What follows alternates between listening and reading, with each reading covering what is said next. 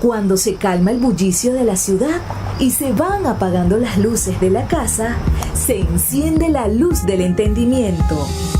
Desde este momento comienza Puerto de Libros, Librería Radiofónica, programa que contiene todos sus elementos tipo A. Puede ser escuchado por niños, niñas y adolescentes sin la supervisión de padres, madres o representantes. Comienza Puerto de Libros, Librería Radiofónica. Bienvenidos a Puerto de Libros, Librería Radiofónica, este espacio que hacemos con tantísimo cariño de lunes a viernes de 9 a 10 de la noche por la Red Nacional de Emisoras Radio Fe y Alegría, 23 emisoras conectadas para llegar a sus hogares con buenos libros, buena literatura y excusas para el entendimiento como venezolanos.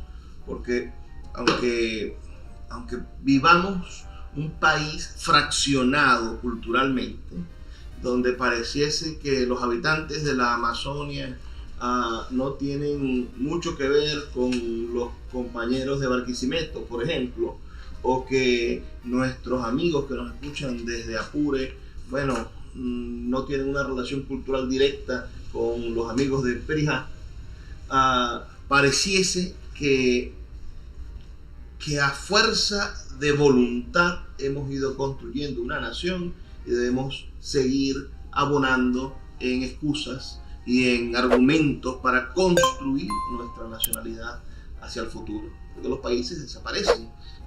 Desapareció Prusia, que estuvo casi 800 años como imperio, no va a desaparecer Venezuela, que apenas tiene 200 años de haberse fundado.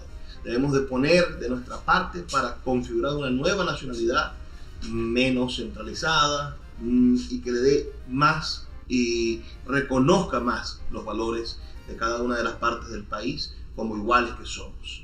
Y hablando de todo esto, hoy tenemos a otro ilustre machiquense en este programa. Ya con este es el tercero, a la tercera hora vencida, podría ser. El primero que tuvimos en nuestro programa fue el maestro Víctor Hugo Márquez, que nos dio una entrevista que nos agradó muchísimo.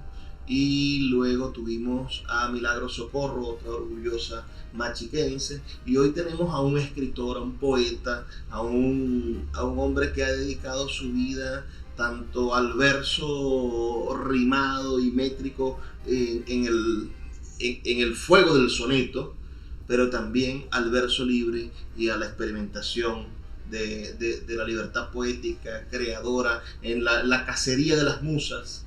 Y me refiero yo al abogado, poeta, o al poeta y abogado, a Ender Romero, quien ha editado con Sultana del Lago Editores 2 libros, Un sueño arde en mi memoria, y el más reciente que hemos editado se llama Madre del agua y de la selva, ese canto a la sierra de Perijá. Ambos libros los que tenemos conversando esta noche, y próximamente en este 2022 vamos a estar publicando su tercer poemario. Primero que todo, poeta Ender, por favor, denle un saludo a nuestra audiencia aquí en Puerto de Libros, Librería Radiofónica. Bueno, les saludo a todos y te doy las gracias, Luis, porque me das esta oportunidad de poder decir algunas cosas a otros y decirlas por un medio tan interesante y tan importante como este, y siendo yo el tercero de esos machiquenses ilustres, lo cual me hace como que subir un poco así el cogote, ¿no? Porque realmente estar al lado de una Milagro Socorro, de un Víctor Hugo Márquez, sería más que orgullo, más que todo eso, más que, casi que tocar el cielo un cielo del quehacer intelectual. Te doy las gracias por eso y espero pues que este espacio sirva para decir algunas cosas de las que yo pienso, de las que yo hago, con las que yo hago, algunas de las palabras con las que hablo, con las que trato de comunicarme con los demás en mi poesía y en mi experimentación a través del poema. Ese un poco ir desnudando el alma no solo la mía, sino la de muchas, la de todos aquellos que de algún modo se sienten tocados por lo que yo escribo. Bueno, ahora, ahorita antes de comenzar a grabar, yo le preguntaba en qué año nació y usted guardaba un profundo silencio. Pero ahora frente al micrófono, ¿en qué año nace Ender Romero? Bueno, yo tengo una historia, una pequeña historia sobre eso, ¿verdad? Registrando un escaparate en mi casa materna, encontré una libreta amarilla, donde mi mamá anotaba muchas cosas, y en una de sus páginas estaban anotadas las fechas de nacimiento de varios de nosotros, de mis hermanos, porque fuimos 12 hermanos. Y allí yo encontré que decía: Ender nació el 19 de noviembre de 1952. Muy bien escrito, porque mi mamá llegó apenas a cuarto o quinto grado, pero tenía una letra exquisita que se podía leer. Valgan esos cuartos grados. Eso, sí, pues, eran de verdad. Eran de verdad. Una letra muy redonda, muy bonita y muy clara. Entonces yo leí ahí: Ender nació un 19 de noviembre de 1952, pero al escribiente de la prefectura le pareció mejor decir que yo nací el 19 de enero de 1953, y como tal aparece en mi cédula. Okay. Pero yo, y para que todos lo sepan, celebro mi cumpleaños el 19 de noviembre de 1952. Bueno, los 19 de noviembre, no los 19 de enero.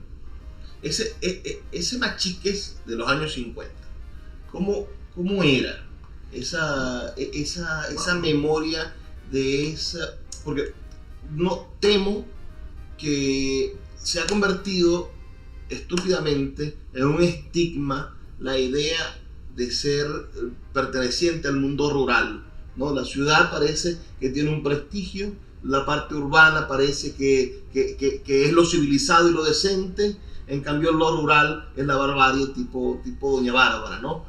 Pero es en nuestro campo venezolano, es en nuestros pueblos donde está la verdadera riqueza y donde nosotros deberíamos distribuir al país para evitar el hambre, el hacinamiento, la desnutrición y todos los problemas que tenemos que la pandemia, bueno, ha exacerbado, ¿no? Es decir, la cantidad de gente que por estar viviendo muy pegadas también se ha contagiado.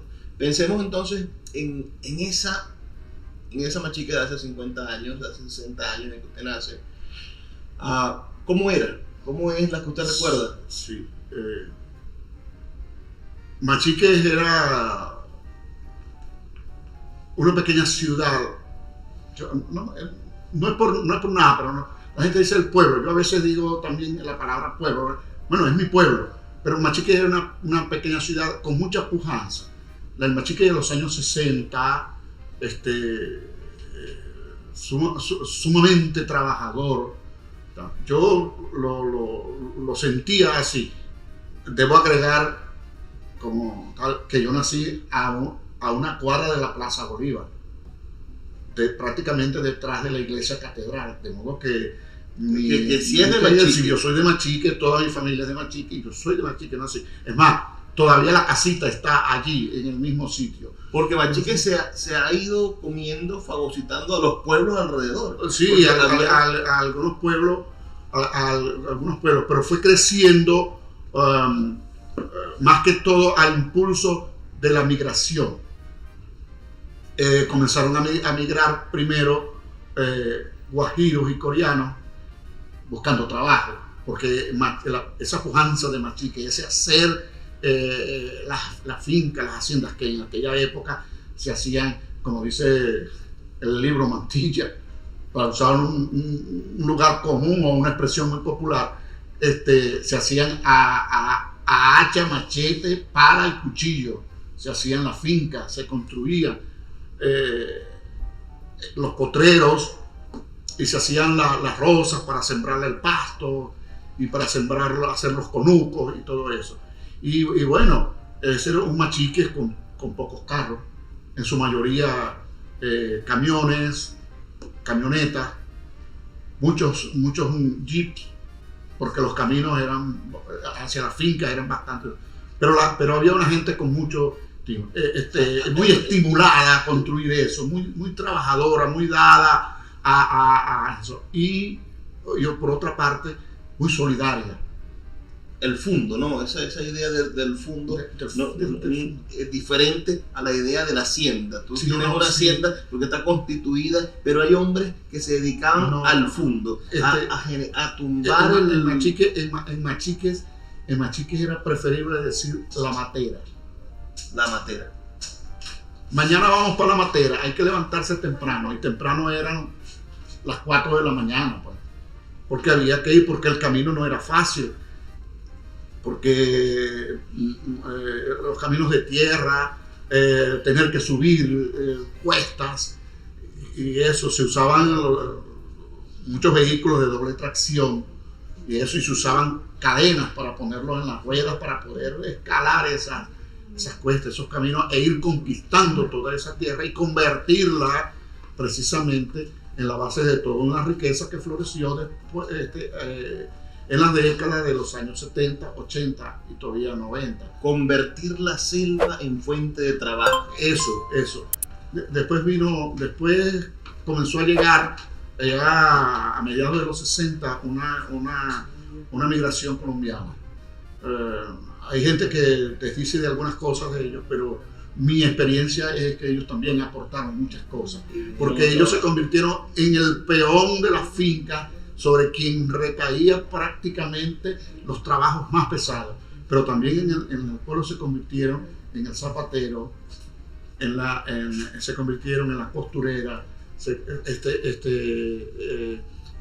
el latonero, el mecánico, el albañil, eso. Y se fusionaron con el perijanero, se fusionaron con la gente de Machique. Yo, sin temor a equivocarme, yo diría que más del 50% de la total población de Machique tiene algún vínculo de alguna manera con Colombia. Vamos a hacer una pausa de 2 minutos para escuchar los mensajes de Radio Fe y Alegría, y ya continuamos con más de este programa con el poeta machiquense Ender Romero, aquí en Puerto de Libros, Librería Radiofónica. Escuchas Puerto de Libros con el poeta Luis Peroso Cervantes. Síguenos en Twitter e Instagram como @Librería Radio. La librería Puerto de Libros, librería de autor, ya se encuentra en el Teatro Baral de Maracaibo. Puedes acercarte al maravilloso espacio del café del Teatro Baral y allí vas a encontrar un repertorio gigantesco de libros de nuestra librería Puerto de Libros, librería de autor. También puedes solicitar cualquiera de nuestros títulos a través de nuestra página web puertodelibros.com.be o a través de nuestras redes sociales, especialmente Instagram, @Puerto de Libros en Facebook, Twitter e Instagram. Puerto de Libros, la mayor librería virtual de Venezuela, y ahora también en el Teatro Baral, patrimonio cultural de nuestro país. El poeta Luis Peroso Cervantes le acompaña en Puerto de Libros, librería radiofónica, por Radio Fe y Alegría, con todas las voces. Seguimos en Puerto de Libros, librería radiofónica, esta noche con el poeta Ender Romero, uno de los escritores zulianos con mayor perseverancia al momento de escribir. Tiene al menos unos 45 años escribiendo y guardando sus textos, y nosotros tuvimos el inmenso honor de traer a la luz su primer libro, Un sueño arde en mi memoria, que sin duda es una pieza de la buena literatura zuliana, decantada, digamos lo mejor para que sea más sabroso al paladar. Es un destilado de la obra poética de Ender Romero. Yo conseguí para este libro una maravilla de imágenes, de conceptos. Creo que es una pieza que no deberíamos nosotros dejar de observar. Voy a leerles el primer poema del libro, que se llama Ocaso. Y es curioso, o siento que el poeta hace un doble rasero, una doble propuesta en llamar al primer poema de su primer libro Ocaso, ¿no? Es decir, es como un juego de quiero comenzar hablando de esto. Dice: devuélveme, ocaso, tus alas a la noche. Haz mucho más azul la luz del día. Envuelve en paz, tenaz melancolía, el crepúsculo asaz en su derroche.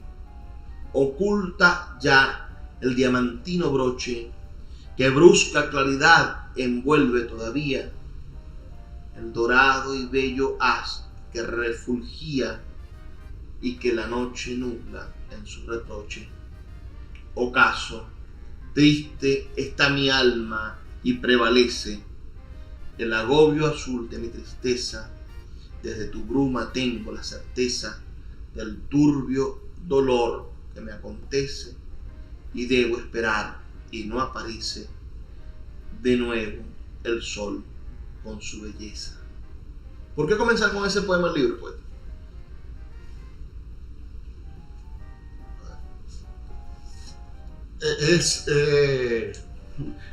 Sí, ¿por qué comenzar un libro con un cierre? La verdad es que al principio yo no noté eso, ¿verdad? Pero después dije, las cosas se dan como tienen que darse, ¿verdad? Y tengo una frase que dice: hago todo lo que puedo, lo demás se lo debo al tiempo y a las circunstancias. Y las circunstancias en la transcripción de los poemas, en la escogencia y tal, surgió esto. Si tú lees un poco algo en el libro de Madre del Agua y de la Selva, vas a encontrar algo de eso, porque eso es un ocaso de la sierra. El que inspiró eso y el que me permitió decir cómo se sentía mi alma ante eso. ¿Cómo yo podía congeniar esa melancolía que tenía con algo tan brillante? Y todos los que han contemplado un ocaso de la sierra de Perijá, en estos veranos, en esta época, se contempla el ocaso desde Machique, es decir, desde el altiplano, desde el altiplano, o montado en la sierra. También, pero preferiblemente desde Machique. Incluso desde algunas calles de Machique uno puede percibir esos arreboles, esas cosas, cuando ya el sol se está ocultando y ilumina entonces las nubes que están un poco bajas y tal, y eso es esplendoroso. Dicen, allá hay realmente unos ocasos maravillosos. Entonces, eso decía, ¿cómo congeniar mi propia tristeza, mi propia melancolía contemplando esta maravilla? Y además pedirle al ocaso que te dé esa luz, ¿no? Pedirles también a la vejez, porque bueno, es algo de la cual no podemos escondernos, ¿no? Que sí, claro. Y pedirle a ella que nos dé la fuerza para recuperar la luz del día. Y en el último verso del poema digo, vamos a decir, el logro, abro a la esperanza, abro a lo que va a venir, a un porvenir que a lo mejor no hay la plena certeza, pero que está por llegar, que es la luz del sol, el sol, la nueva alba, que va a llegar con toda su belleza a alumbrar el alma triste del poeta. ¿Dónde comienza el camino creador de Ender Romero? ¿Cuándo comienza a escribir sus versos? ¿En qué momento dice yo tengo que desahogarme de este sentimiento y plasmarlo? Cuando comencé a estudiar bachillerato, comencé a escribir algunas cosas así, como un poco, vamos a decir, a lo loco, lo que de pronto. Pero yo tuve a un mentor, puedo decirlo así, que me dio un camino, que me puso unas trillas para que yo las siguiera. ¿Sabes lo que es una trilla? ¿Qué le decimos nosotros allá en Perijá a las trillas? Las trillas es el inicio de los caminos. No, es que están marcando una trilla para después meter la máquina por donde va a pasar la callejuela, o la carretera, o el camino principal. Pero antes había que hacer una trilla, es decir, limpiar, desbrozar, quitar los árboles que podían estorbar y todo eso. Y yo tengo que decirlo aquí y reconocer que Enrique Hidalgo, el compositor, poeta, compositor, músico, yo tuve el orgullo de ser su alumno, de ser su discípulo, más que un alumno, un discípulo, y él me enseñó muchas cosas. Por ejemplo, la estructura del soneto lo aprendí con él, al igual que aprendí la estructura de la espinela, de la décima. Y él me enseñó esas cosas de la poesía. Me decía, la poesía no explica mucho, la poesía insinúa. La poesía dice a través de la metáfora, de las imágenes, algo para que la otra persona encuentre lo que tal vez anda buscando y que no se le da, con las palabras, vamos a decir, dichas de manera común y corriente. Y me puso en ese camino. Y con él aprendí muchas cosas, sobre todo esta. Y precisamente el soneto, esa estructura de los 14 versos y tal. Él tenía una cosa, él hacía unos sonetillos, para decirlo así, para enseñarnos algunas cosas, hacía unos sonetillos en versos octasílabos, para darnos algunas lecciones. Y escribía pequeños sonetos o sonetillos, así, para darnos algunas lecciones, y a nosotros se nos facilitara retener en la memoria eso por lo del ritmo, ¿verdad? Y lo del consonante. Era un poco como aquello de enseñar al niño cuando nos enseñaban en el tercero, en el segundo o tercer grado, aquello de vamos a aprender la tabla de multiplicar. 2 por 2, 4, 2 por 3, 6, 2 por 4, 8. Bueno, esos sonetillos tenían más o menos esa intención de que grabáramos en la memoria algunos conceptos de literatura.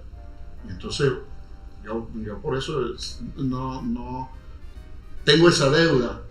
Bueno, pienso que estos poemas, si él los llegara a leer, espero que sí algún día, sepa que son parte de pagar esa deuda con él.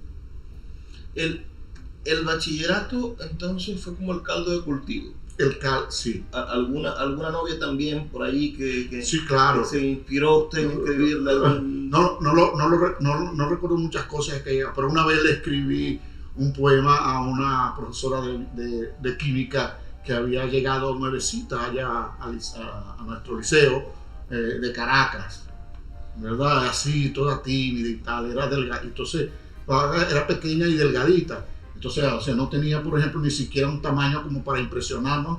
Y en nuestro salón de clase, en nuestra clase, habían ya unos hombres, tal. Y entonces yo le escribí un poema. Y alguien me lo robó del cuaderno y se lo llevó. Y ella después me dijo, estaban solos, muchas gracias. Que dice, me siento aliviada de que por lo menos decía algo así, que de entre los matraces y tal surgió el amor y cosas así, pues, y que como que el alumno o el discípulo está enamorado de su profesora, de su maestra, pero no se lo puede decir porque hay una distancia entre ellos, tal. Pero bueno, la poesía es capaz de acortar esa distancia. Maravillosa anécdota. Tenemos que hacer otra pausa, maestro, pero sí me gustaría que fuésemos ahondando en la reflexión del escribir y el por qué escribir, porque muchas veces en la contemporaneidad nuestros jóvenes piensan que se hace arte solamente para lucir, para tomarse una fotografía, para hacer una exposición pública de que yo soy artista o tal, pero usted ha venido laborando casi en secreto, construyendo una obra poética. Y de eso vamos a conversar en el siguiente segmento de Puerto de Libros. Los que quieran dejarnos sus comentarios pueden hacerlo al 0424-672-3597, 0424-672-3597. Ya volvemos. Escuchas Puerto de Libros con el poeta Luis Peroso Cervantes. Síguenos en Twitter e Instagram como @Librería Radio. Sultana del Lago Editores es una empresa zuliana de servicios editoriales. Nuestro catálogo tiene más de 100 títulos de autores nacionales e internacionales. Además, somos la única editorial que presta servicios de impresión bajo demanda en Maracaibo. No necesitas invertir en grandes tirajes. Tus lectores pedirán tu libro, nosotros lo imprimiremos y tú obtendrás regalías. Por ello, también editamos internacionalmente en Amazon y Google Play Books. Conoce más en nuestra nueva página web www.sultanadelago.com o siguiéndonos en Instagram como @sultanadelago. El poeta Luis Peroso Cervantes le acompaña en Puerto de Libros, Librería Radiofónica, por Radio Fe y Alegría, con todas las voces. Seguimos en Puerto de Libros, Librería Radiofónica, esta noche con el poeta Ender Romero, poeta de Machiques, nacido según el país impío en 1953, pero según la tierna letra de su madre, un 18 de noviembre de 1952. Bueno, hay que creerle siempre a la madre, ¿no? Sí, claro. Al fin y al cabo, ellas son las que nos paren, ¿no? Ella fue... Bueno, pero hoy uno abre las redes sociales y ve a muchos jóvenes con poses de artista. Ve a mucha gente que en vez de dedicarse a construir una obra en profundidad, a formarse, pareciese que estuviesen más interesados en documentar lo que hacen día a día, más que ahondar, ¿no? Estamos como en la superficie y es algo común quizás de todas las épocas, porque precisamente el tiempo es el que pone las cosas en su sitio. Posiblemente en los años 60, 70, cuando usted era joven, también había un montón de gente que quería hacer muchas cosas y el tiempo fue decantando quiénes eran los que iban a escribir poesía, quiénes eran los músicos, quiénes eran los que iban a hacer otras cosas. Sucede lo mismo en la contemporaneidad, solo que ahora estamos como sobreexpuestos. Da la posibilidad de que todo lo que hagas, bueno, puede ser manifestado o puede ser comunicado a cientos, a miles de personas. Me decía mi amigo Juan Carlos Fernández que en la tortilla con jamón hay dos tipos de personas, ¿no? Es decir, está la gallina y está el cochinito. Y la gallina pone un huevo y lo cacarea, pero el cochino pone el cuerpo, pone la vida para poder hacer la tortilla. Entonces, evidentemente, en el mundo del arte, quienes trascienden son los que ponen el cuerpo, los que ponen la vida en transformar, en crear, en apostar en lo que hacen. Y quienes cacarean mucho, bueno, evidentemente a veces consiguen buenos resultados, pero posiblemente no pasen a la posteridad, esa que tanto deseamos. Usted, bueno, este libro, Un sueño arde en memoria, primer libro que nosotros publicamos de usted es del año 2018. Al menos uno, si empezó escribiendo bachillerato, unos 40 años, se estuvo guardando esta poesía. Se estuvo usted reservando para construir esta obra que hoy se presenta en 2 obras, en 2 libros, pero que vamos a continuar publicándola. Este año viene el tercer poemario, también madurado y llevado durante tiempo. Hábleme de ese proceso creador, de por qué resistir, por qué seguir escribiendo. ¿Dónde encontró usted la inspiración, el aliciente, la voluntad para no rendirse? Pudiera decir que fue como una necesidad. Es que tenía la necesidad de escribir. Quizá yo boté muchos papeles, tal. Una vez fui con un amigo a Caracas, cuando existía en Caracas todo aquel movimiento intelectual y literario que es alrededor de aquello que llamaron la República del Este. Sí, bueno, Capolicano Valles, esta gente, sí, Francisco Manuel Alfredo Rodríguez, incluso Francisco Pérez Perdomo, bueno, y una cantidad de gente, de intelectuales y tal, ¿no? Y yo fui con mi amigo y fuimos a parar a un sitio donde nos decían que se reunían, y efectivamente ahí llegamos, era un bar, y llegamos y estaban algunos reunidos ahí y tal. Entonces nos dijo, sí, esos que están ahí son los que, así como que medio locos ellos, pero por lo menos se toman la cerveza y la pagan. Entonces yo llegué ahí y yo iba con una carpeta con poemas de eso, de la juventud que una carpeta que lamento en este momento no tenerla a mano, pero que la mayor parte de esos papeles desaparecieron y tal. Pero recuerdo que a Manuel Alfredo Rodríguez me preguntó, ¿pero qué es lo que anda haciendo usted por aquí? Y yo le dije, yo vengo a pedir asilo poético. ¿Pero por qué? Es que allá en el sur, sí, pero allá del pueblo de donde yo soy, la gente está más dedicada a las materas que a la poesía. Y yo siento que necesito darle espacio a esto. Entonces él se puso a leer cosas ahí. Y después que leyó algo de todos los papeles que yo ahí llevaba, me dijo, toma tu carpeta, guárdala. Hay cosas muy buenas ahí. Pero no se la entregas a nadie así y tal. Porque cualquiera puede tomar esa carpeta y como a ti no te conoce nadie, ¿verdad?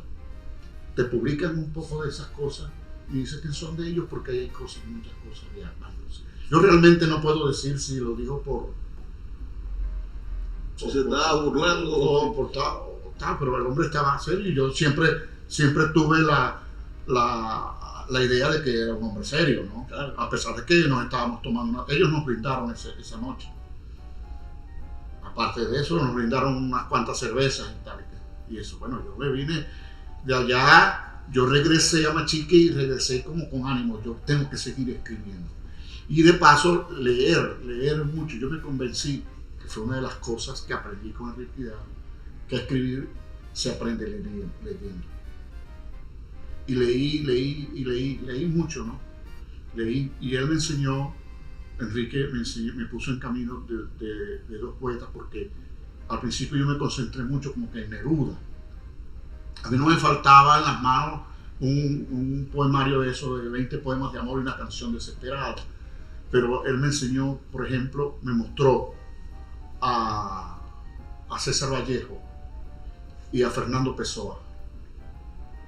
Dos poetas, dos imperios de la poesía. Sí, y divididos, vamos a decir, por el Atlántico, pero a veces están unidos en la forma y de encontrar esa angustia existencial de expresarla con esas cosas. Dos poetas que cantan al dolor, que cantan al, Sí.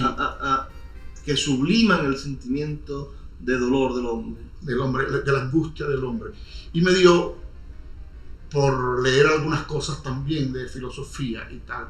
Y se me ocurrió comenzar nada más y nada menos, voy a decir el nombre, pero no sé cómo se pronuncia realmente, ¿no?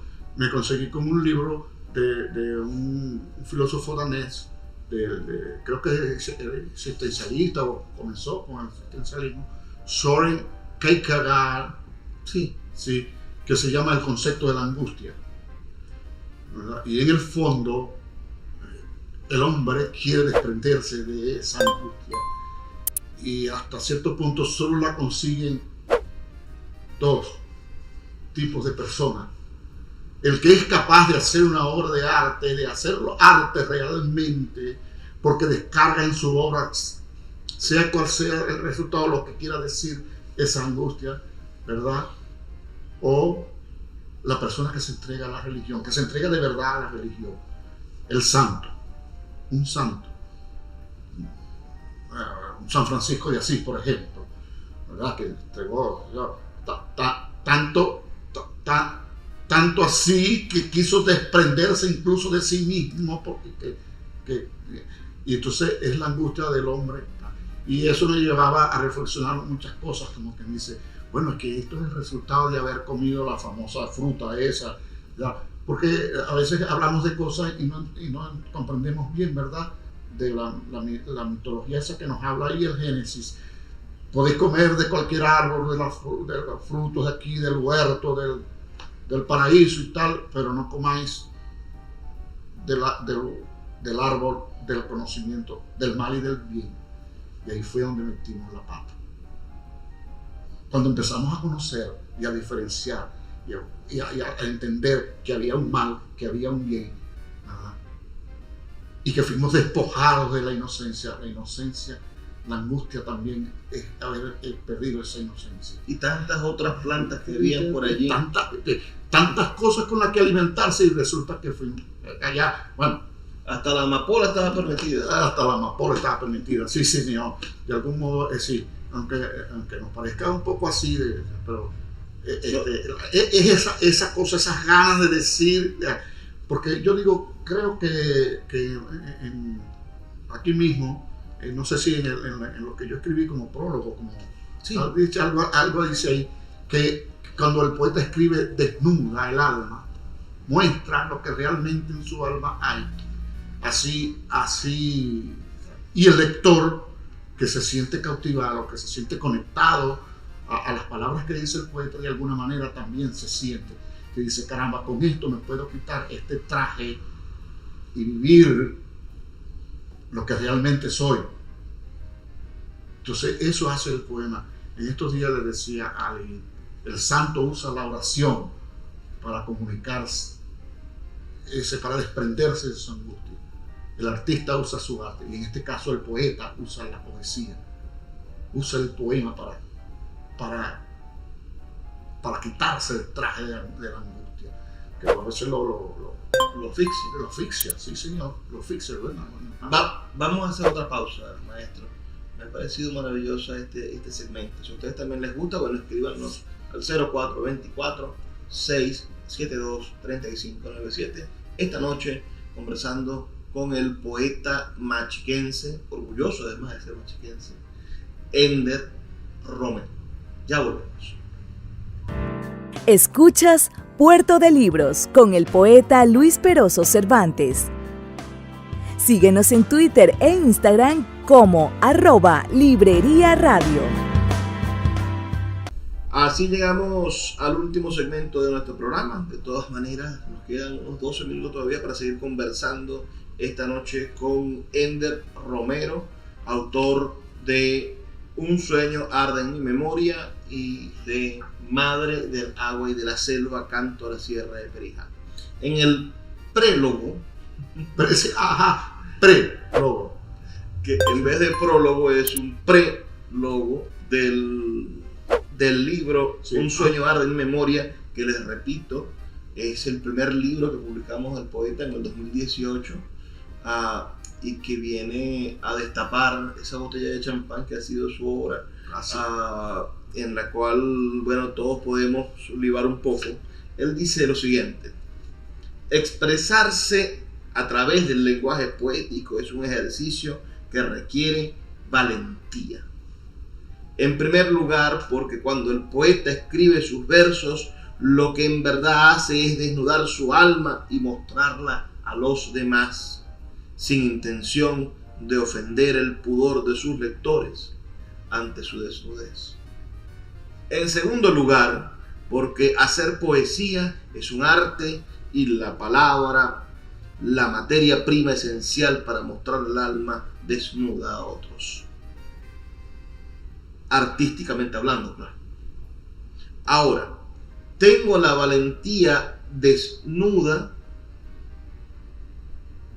mi alma de desnudar mi alma de poeta por primera vez, y siento el pudor de todo primerizo, pues no acierto a concebir el tono de la recepción que dará el público a estos poemas. Dar este paso era absolutamente necesario para mí. Estos poemas han estado guardados durante mucho tiempo ya. Su incubación ha durado más de lo debido. Con este parto despliego ante el público lector mis alas y mis sueños. Todos nacemos desnudos. Estos poemas son parte de mi alma. Qué hermosa entrega. Yo escribí eso. ¿Sí? Sí, a veces después que leo algo que escribo me asombro yo mismo. El segundo libro que publicamos de este poeta zuliano es del año 2020 y se titula Madre del Agua y de la Selva, Canto a la Sierra de Perijá. Yo escribo en la contraportada esto: Ender Romero convoca la savia profunda de la Sierra de Perijá y evoca, al mejor estilo de Pablo Neruda, los poderes creadores del mundo que tienen en el paisaje que lo define el más hermoso patrimonio. El poema Madre del Agua y de la Selva convierte a Ender Romero en el poeta de la sierra, y su canto debe ser tomado como un himno que corona definitivamente la belleza auténtica del Perijá para el imperecedero futuro de la poesía. Este es, y ahora me atrevo a decirlo, no sé si usted me lo negará, este es nuestro canto al Machu Picchu. Este es la manera en la cual recrear desde la poesía un espacio natural tan profundo como la Sierra de Perijá. Hábleme de este libro, de Madre del Agua y de la Selva. Bueno, primero dos cosas, ¿no? No, cuando escribí eso no pretendí parecerme a Neruda, ¿no? O sea, yo respeto, hay que respetar las distancias también. Y que el canto al Machu Picchu, desde las alturas del Machu Picchu, eso. Sí, yo no han sido esas tampoco las pretensiones. La humilde pretensión de escribir este poema es de poner delante de los demás, de la actual generación y de la futura, ¿verdad?, lo que la sierra ha sido realmente para Machiques, para Perijá, todo, para el Zulia y eso. Porque esto es como como una cura, como un tratar de aliviar la herida que le hemos nosotros causado a la sierra, pero más la que se le está causando ahora. Si alguno ha podido ver por las redes sociales, ¿verdad?, la intensidad de los fuegos que han arrasado con casi todo el pie del monte de la sierra, es doloroso. Eso es, no entiendo. Entonces las voces calladas, ni aquellos que tienen en sus manos la forma práctica de ir a contener eso. Sí, yo quisiera que este canto quedara ahí. Este canto es quiere ser la venda que restañe todas esas heridas. Pero yo no quería decir esto con enojo. No quería decirlo con reproches, reprochándonos las cosas, sino por el contrario, exaltando los valores, la belleza, el contenido esencial de lo que esa sierra es y de lo que esa sierra debería representar no solo para Perijá, sino para el Zulia y todo eso. El Zulia no tiene otra cordillera que no sea eso, ¿no? Yo escribí por ahí una cosa hace tiempo que me pidieron, que se llama Romance entre Sierra y Lago. Me dijeron, haz una letra para una gaita y tal. Por fin, yo no sé, no le pusieron música nunca, porque a lo mejor yo no escribo para hacer gaita. Pero un romance entre Sierra y Lago, ¿no?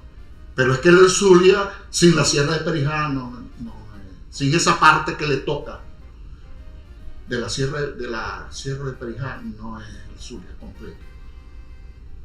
Si aisláramos el Zulia, si el Zulia llegara a ser otra nación, otra república, ¿verdad? En los libros de geografía, ¿cuál es el pico más alto de la República del Zulia, el territorio de la República del Zulia?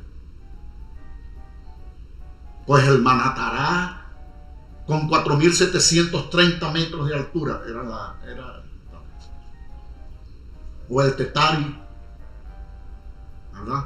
Tan importante es eso como el rayo del Catatumbo, como el lago, como las islas de nuestro lago, ¿verdad? Tan importante es eso que esa sierra ha regado con sus aguas, y por eso es madre del agua, con sus aguas, ¿verdad? Alimenta el lago y ha regado todas las planicies de esa feraz provincia que es Perijá, Colón y todo eso, ¿verdad? De donde han salido toneladas y toneladas y toneladas de alimentos para los zulianos, para Venezuela, para el mundo. Entonces no podemos darle la espalda.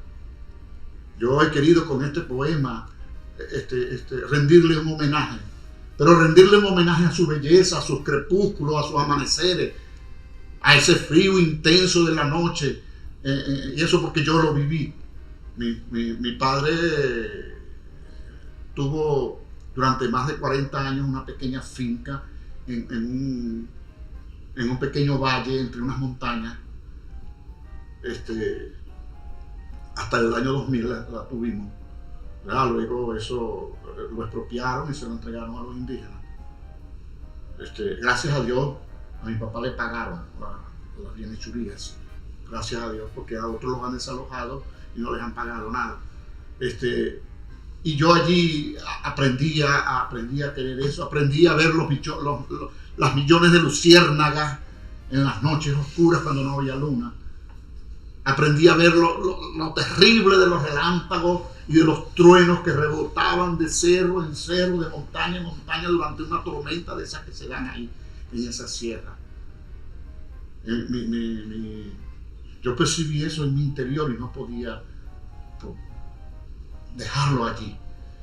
Yo tenía que volverme a quitar la ropa y desnudar el alma con esos sentimientos hacia la sierra. Y yo desde aquí, si es posible que alguien escuche, por favor, vuelvan la vista a la sierra. Vamos a salvarla. Si la sierra muere, muere el lago de Maracaibo también. O por lo menos mucho de él va a morir. Y mucho de lo que somos en el Zulia también va a morir. Y por eso esa sierra tiene que vivir. Vamos a reforestarla. Vamos a impedir, y voy a decir esto y ojalá no me traiga, no nos traiga enemigos gratuitos y tal, ¿verdad? Pero tenemos que sacar de ahí ciertas entidades funestas que están haciendo cosas ahí, ¿verdad? Que están manipulando indígenas. Manos ambiciosas, y lo voy a decir con una palabra muy maracucha, ¿verdad? Manos pelúas. No quiero decir peluda porque eso va a sonar como muy blando, ¿no? No, son manos pelúas que hay ahí manipulando a los indígenas y obligando a que el ganadero abandone todos sus predios y todas sus que cosas. haya una confrontación, porque es que hemos vivido una especie de guerra fría entre los indígenas y los ganaderos, que a veces no están frías y se lleva a matanzas, ¿no? Han pasado cosas terribles. Sí, señor. Debemos intentar conseguir el equilibrio entre la necesidad que tiene el pueblo zuliano de poner a producir el agro, de tener ganadería, de tener prosperidad económica, y la que también necesitan nuestros indígenas. Claro que porque sí. es que nuestros hermanos indígenas bajan de esa sierra desesperados, buscando qué comer, buscando progreso también para sus hijos, buscando salud. Y si nos vemos como enemigos, es decir, el ganadero no puede ser el enemigo del indígena y el indígena no puede ser el enemigo del ganadero. Tenemos que hermanarnos porque tanto ganadero como indígena aman esa sierra. Sí, precisamente de eso se trata. Y trato de llamar la atención precisamente a través de lo maravilloso que la sierra tiene. No haciéndole tiro a la gente que pudiera ayudar o a la gente que le ha hecho daño, no. Llamo la atención sobre, miren la maravilla en la cual vivimos y conservémosla. Vamos a amarla, vamos a engrandecerla, vamos a hacer que esto sea realmente el punto de encuentro, ¿verdad? Por aquí, en alguna parte,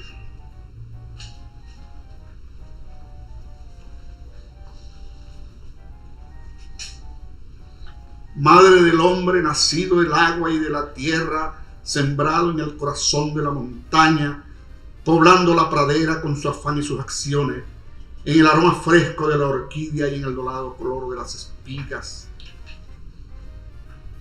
Madre de los hombres que de lejos vinieron a ser semilla fecunda, con su amor, su ciencia y su trabajo, que plantaron sus casas y sus sagrados altares para darte el culto infinito de la vida que regala.